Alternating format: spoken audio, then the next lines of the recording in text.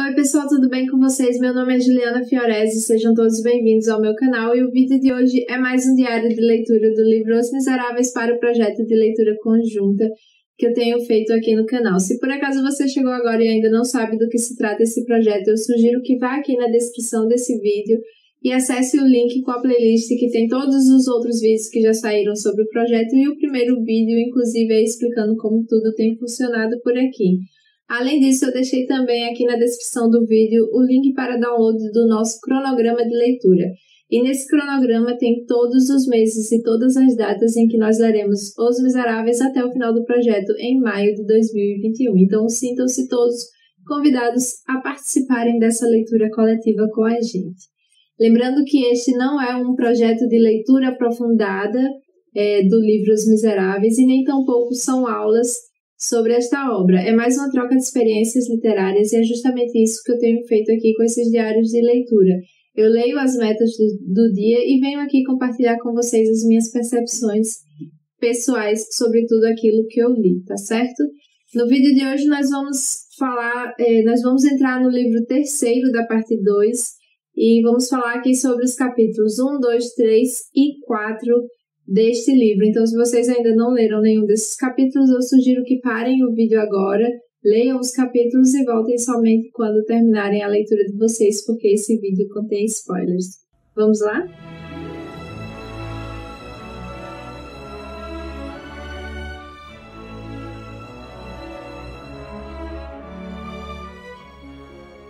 Como eu falei, entramos agora no livro terceiro, que se chama Cumprimento da Promessa Feita à Morte.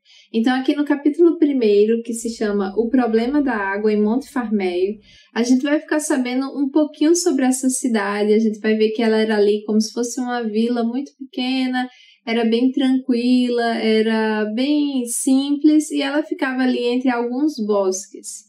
Nesse momento da história, estamos em 1823, na época do Natal, e essa vila, ela ficava com muitos saltimbancos ali por aqueles espaços, tinha palhaços, tinha outros artistas de rua e tinha diversas barraquinhas que vendiam coisas para os moradores e para os visitantes da cidade também. O único problema de Monte Farmeio é que ela não tinha, por conta da planície, não tinha como, a água era escassa, então não era fácil ter água ali. Nessa cidadezinha tinha um rapaz que fazia esse trabalho de sempre ir nos lagos longe da cidade para buscar água e aí ele vendia esse serviço dele para os moradores da cidade. Só que ele tinha alguns limites de horário. E caso a pessoa não comprasse até determinada hora do dia, ou iria ficar sem água, ou então teria que ir lá buscar por conta própria. E aí a gente vai ficar sabendo que Cosette, ainda estava com os Thénardier, ela havia ficado com eles porque mesmo depois de Fantine ter parado de dar dinheiro para eles cuidarem de Cosette, eles ficaram com Cosette, os Thénardier, porque ela era a empregada deles, então ela era muito útil para ele. E quem fazia esse trabalho de buscar água lá no lago, longe do albergue dos Thénardier, era a pequena Cosette. Só que aí vai dizer aqui que ela morria de medo, porque ela não queria ir para aqueles bosques, para aquelas florestas, porque era muito escuro e ela morria de medo da escuridão. Então aquela pequena criança sempre ficava observando para ver se faltava água ou se não faltava, e caso faltasse, ela tentava encontrar o rapaz que buscava água antes do horário dele acabar, porque ela realmente tinha muito medo de descer ali para os bosques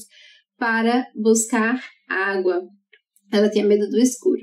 E aí ela vai contar aqui que como ela fazia os serviços pesados da casa, o lugarzinho dela era ali debaixo da mesa da cozinha, às vezes ela ficava por ali acendendo a lareira e vai mostrar em algum momento aqui que em cima da lareira tem uma palmatória e isso a gente fica sabendo que era para pobre Cosette. Aí lá no final do capítulo a gente vai ver que tem uma criança que chorava muito por ali. E essa criança, ele era um menino. Só que a mãe, a Madame Thénardier, ela não gostava desse filho dele. E tem até a última frase desse capítulo que é muito triste, assim, para a pobre criança, né? Esse menino tinha até 3 anos. Diz o seguinte, a frase: e o pequeno, abandonado, continuava a berrar na escuridão. Isso porque a mãe não dava nenhuma atenção para ele, até mesmo quando ele ficava ali chorando. Então ele era meio que esquecido mesmo, e a Madame Thénardier não estava nem aí para ele. Aqui no capítulo 2, que se chama Dois Retratos Completos, a primeira frase já me chamou a atenção. A frase diz o seguinte: neste livro, ainda não vimos os Thénardier senão de perfil.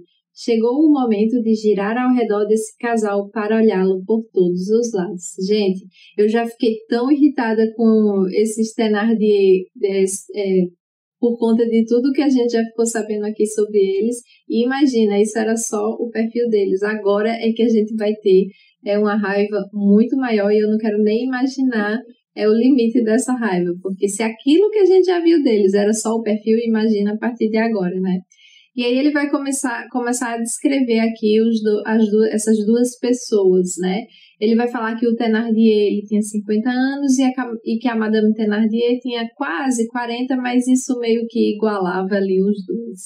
E aí ele vai começar a descrever como era a Madame Thénardier, e ele vai descrevê-la como uma pessoa muito grosseira, uma mulher muito grande, gorda, uma mulher que realmente era muito feia, e que ela tinha, inclusive, barbas. Ele diz aqui que o pessoal não sabia se era... não sabia que ela era mulher, inclusive, numa primeira vista, diriam mesmo que ela era um homem. Tem uma frase muito engraçada sobre isso aqui no livro, que diz o seguinte: quando a ouviam falar, diziam, é um gendarme. Quando a viam beber, diziam, é um carroceiro. Quando a viam maltratar Cosette, diziam, é um carrasco. Quando estava quieta, via-se-lhe um dente que ficava para fora da boca. E aí ele vai fazer essa descrição dela, né? Ele vai dizer, inclusive, que algumas pessoas só sabiam que ela era mulher mesmo por conta de alguns romances ruins que ela lia e que já foi mencionado num dos capítulos lá nas primeiras aparições dos Thénardier. E aí depois o narrador vai dizer também que era ela que tomava conta ali do albergue, ela fazia tudo. Ela cozinhava, lavava, limpava, enfim, ela fazia todas as tarefas daquele albergue, e ela tinha apenas uma única empregada, que essa empregada era Cosette, aquela pobre criança. E aí vai começar a contar um pouco mais sobre como era o senhor Thénardier, né? Vai falar que ele era muito magro, ele era franzino, ele sorria ele vivia sorrindo por precaução, né? E ele era muito malandro, ele era um filósofo espertalhão. Ele falava muito, ele colocava alguns filósofos, citava alguns pensadores em suas conversas para o pessoal pensar que ele realmente era muito inteligente. E ele fazia questão de se mostrar inteligente, mas ele era só um espertalhão mesmo. Sobre isso vai falar o seguinte: costumava contar com certo orgulho que, em Waterloo, sendo sargento de um 6º ou 9º qualquer coisa, ele, sozinho, lutando contra um esquadrão inteiro de terríveis hussardos, cobrira com seu corpo e conseguira salvar, em meio à metralha, um general seriamente ferido. Daí se originam a brilhante insígnia dependurada na parede e o nome invejável que dera à sua hospedaria. Hospedaria do sargento de Waterloo. Era liberal, clássico e bonapartista. Ou seja, era mentira, né? Ele gostava muito de inventar histórias. A gente já viu que ele estava ali só para roubar o dinheiro daqueles soldados mortos, daqueles cadáveres. E foi justamente depois da Batalha de Waterloo, com esse dinheiro que ele conseguiu roubar ali das pessoas mortas, é que ele foi para Montfermeil e construiu o seu albergue. Ainda sobre uma frase aqui que também me chamou a atenção, sobre Cosette ser a criada da Madame Thénardier, né? Olha a comparação que ele vai fazer. Ele diz o seguinte: Sua única empregada era Cosette, um rato a serviço de um elefante. Eu achei isso muito engraçado também. E aí tem uma frase aqui que muito me chamou a atenção, que é sobre essas características dos Thénardier, né, de serem assim muito espertalhões, querendo tirar proveito sempre de tudo, essas pessoas com má índole. Enfim, a frase vai dizer o seguinte: uma consciência em farrapos dá origem a vidas sem sentido. E é justamente isso que eu enxergo nesse casal aí, Thénardier. E aí vai falar também um pouco mais sobre como esse Thénardier, ele era hipócrita, ele era preguiçoso, ele tentava, como eu falei, tirar proveito de tudo, né? E aí vai falar que ele não era uma pessoa que tinha muita raiva, ao contrário da mulher, que morria de ciúmes dele e sempre ficava expressando essa sua raiva. Mas ele, quando tinha raiva de alguém, era muito vingativo. E o livro ainda vai dizer o seguinte: desgraçado de quem tivesse de suportar seu furor nesses momentos de raiva, né? Então a gente vai ficar sabendo aqui que o Thénardier, ele tinha alguns momentos de raiva, e ai de quem tivesse ali, e aí de quem fosse responsável pela raiva do Thénardier. Ele era muito negativo mesmo. Tem uma frase também que eu achei, uma outra passagem que eu achei muito engraçada aqui, é sobre eles. Diz o seguinte: todo recém-chegado que entrava no albergue dizia, ao ver Madame Thénardier: ali está o dono da casa. Errado. Ela não era sequer a dona. O dono e a dona eram o marido. Ele fazia, ele criava, dirigia tudo por uma espécie de ação magnética invisível e contínua. Uma palavra lhe bastava, às vezes um simples sinal, e o mastodonte obedecia. O mastodonte era a mulher dele, né? E aí vai falar realmente sobre essa submissão que a Madame Thénardier tinha perante o marido, né? Ela fazia tudo o que ele mandava, ela jamais contradizia ele em público, mesmo se ele estivesse errado, ela ficava calada.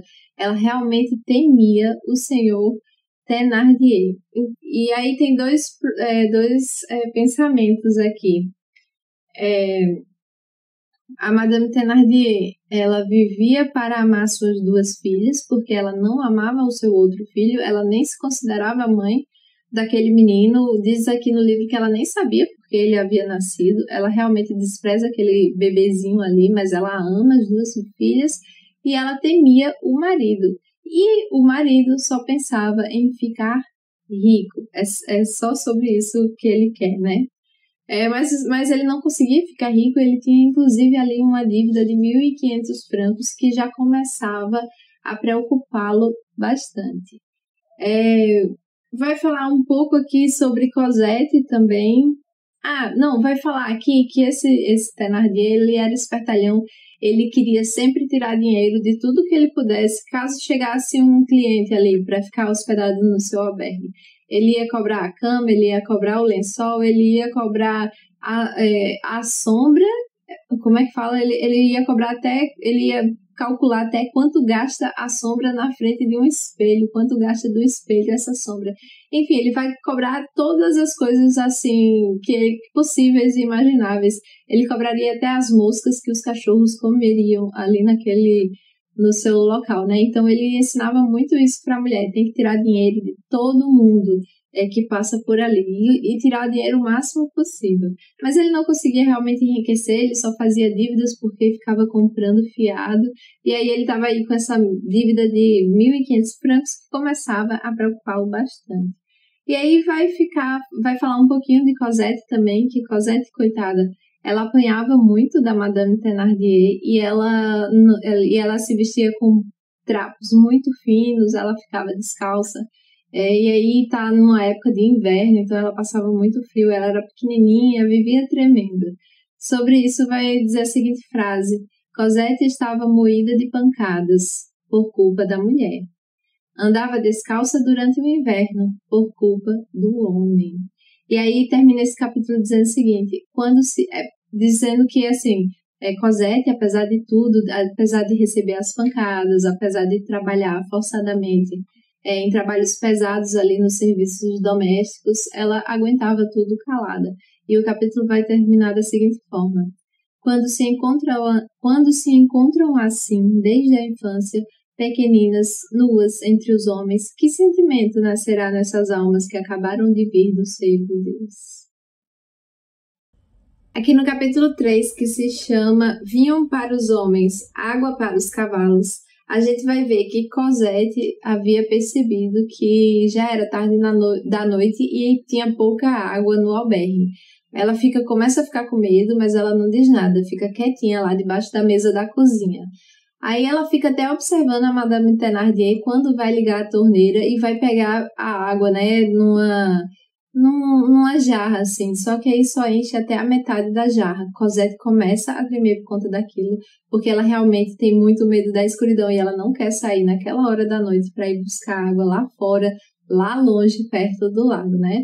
Aí a Madame Thénardier olha ali aquela jarra e pensa, isso deve ser o suficiente. E vai continuar cozinhando ali, fazendo os seus afazeres domésticos. Nesse momento, Cosette aparece um pouquinho para ela e ela olha e fala: nossa, como você é horrorosa, esse olho preto seu tá horrível. E esse olho preto de Cosette tinha ficado assim justamente porque ela havia recebido da Madame Thénardier uma pancada ali no olho, então tava aquele roxo bem escuro no olho dela. E aí, depois que a Madame Thénardier continua ali cozinhando para os clientes lá do albergue, porque como a gente ficou sabendo, o albergue estava meio que cheio ali naquela época, porque era Natal, tinha muitos turistas, tinha o pessoal que vendia as coisas na barraca ali, tinha os saltimbancos, aqueles artistas todos, então o albergue estava cheio. Aí ela continua cozinhando ali e Cosette meio que fica tranquilizada nesse momento. E aí o pessoal do albergue, o pessoal que estava ali hospedado, né, que estavam à espera do jantar, começaram a comentar como a noite estava escura, que de quem precisasse sair ali para os bosques sem uso de nenhuma lanterna. E isso, Cosette estava escutando tudo e estava morrendo de medo. Ela começou a tremer novamente ali. Até que em um momento chega um homem que estava hospedado lá no albergue dos Thénardier, reclamando que seu cavalo não havia bebido água, que o pessoal não deu água para os cavalos. Aí Cosette sai debaixo da mesa e fala: sim, senhor, nós demos água para o cavalo, fui eu mesma que dei, ele bebeu o balde inteiro, inclusive. E isso Cosette tinha mentido, né, porque ela não tinha feito isso. E aí o homem, o dono do cavalo, vai brigar, vai dizer que ela é uma mentirosa, que é uma coisinha tão pequena contando uma mentira tão grande, que ele conhece o cavalo que ele tem e ele sabe a respiração do cavalo dele quando está com sede. E aí ele afirma que o seu cavalo não recebeu água. Então a Madame Thénardier olha assim: se o cavalo não receber a água, é justo que receba. Aí ela vai falar, mas acabou a água. A Cosette vai falar, mas acabou a água. Aí a Madame Thénardier vai dizer, então você vai lá buscar aí para o horror de Cosette, né? E aí a Madame Thénardier grita com ela e manda ela fazer isso. Ela só abaixa a cabeça e vai buscar o balde vazio e vai dizer aqui que o balde era maior do que ela, que caberia Cosette dentro desse balde muito tranquilamente, a bichinha. E aí a Madame Thénardier ainda dá 15 soldos para Cosette, para que na volta, depois que ela pegasse a água, ela passasse em algum lugar para comprar um pouco de pão. Aqui no capítulo 4, que se chama Entra em Cena uma Boneca, vai falar que a cidade de Montfermeil nessa época tinha ali muitas barracas que vendiam muitas coisas, e a última barraca, que era uma fileira gigantesca de barracas, e a última barraca ficava ali muito perto da casa do albergue dos Thénardier, e nessa barraca tinha alguns brinquedos. E um desses brinquedos chamava a atenção de muitas das crianças que moravam ali nas redondezas. Era uma boneca muito grande, muito bem vestida. Ela tinha longos cabelos lindos e eram cabelos humanos, os que compunham aí a peruca da boneca. Então todas as crianças, todas as meninas ali das redondezas ficavam encantadas com aquela boneca. Eponine e a Zelma, né, as filhas dos Thénardier, passavam horas e horas ali observando aquela boneca. E aí vai dizer aqui que ainda não havia passado nenhuma mãe rica o suficiente para poder comprar aquela boneca para suas filhas. Cosette já tinha visto essa boneca de longe, mas nesse momento em que ela sai para buscar água, ela tem a oportunidade de ver a boneca ali de perto e ela fica encantada com aquela boneca, ela fica sonhando com ela e aí ela meio que fica travada ali naquela situação, só observando, só sonhando com tudo aquilo. Tem até uma frase sobre esse momento que muito me chamou a atenção, que é muito, muito triste, assim, pelo menos a situação, né, toda triste. Diz o seguinte: toda a barraca lhe parecia um palácio. A boneca não era uma boneca, era uma visão. Era a alegria, o esplendor, a riqueza, a felicidade, mostrando-se numa espécie de resplendor quimérico aquela infeliz criaturinha tão profundamente mergulhada numa miséria tão fúnebre e fria. Cosette media, com a sagacidade simples e triste da infância, o abismo que a separava daquela boneca. Convencia-se de que seria preciso ser rainha, ou ao menos princesa, para possuir algo semelhante. Admirava-lhe o belo vestido cor-de-rosa, os lindos cabelos penteados e pensava, como deve ser feliz essa boneca. Nossa, quando eu li essa frase, meus olhos encheram de lágrimas. Coitada de Cosette, né? Ela pensa isso, como deve ser feliz essa boneca, que tinha muito mais do que ela própria, né? E aí vai passar um longo tempo nessa contemplação até que Madame Thénardier percebe que Cosette está ali fora observando a boneca e começa a gritar com ela, fica falando, você ainda tá aí? E aí ela começa a gritar muito e vai correndo atrás de Cosette, que sai dali num disparo em direção aos seus afazeres.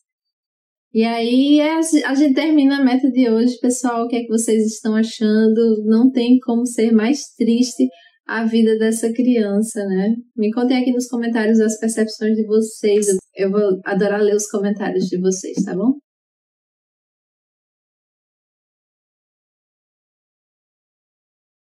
É isso, pessoal. Espero que tenham gostado do vídeo de hoje. Vou pedir que deixem um like nesse vídeo, afinal de contas isso me ajuda bastante. E se você ainda não é inscrito no canal, por favor, inscreva-se e ative o sininho, assim vocês não perderão nenhuma novidade que eu postar aqui no canal. Gostaria de lembrar-lhes que os marcadores com ilustrações dos miseráveis que eu fiz já estão disponíveis na minha lojinha online. Eu deixei o link aqui na descrição desse vídeo. Tem 8 opções diferentes de ilustrações dos personagens dos Miseráveis para acompanharem aí a leitura de vocês e de quebra vocês ainda apoiam o meu trabalho. Outra maneira de apoiar o meu trabalho é assinando o meu clubinho de papelaria e organização digital lá no Apoia-se. Também deixei o link aqui na descrição desse vídeo. Por fim, eu deixei também alguns links da Amazon, que são links comissionados. Então, toda vez que vocês fizerem compras a partir desses links, a Amazon vai me transferir uma pequena comissão. Isso não tem custo adicional nenhum para vocês. É isso, pessoal. Muito obrigada por me acompanharem nessa leitura e por estarem acompanhando também os diários de leitura aqui no canal. Vou ficando por aqui. Espero vocês no próximo vídeo. Um beijo. Tchau, tchau.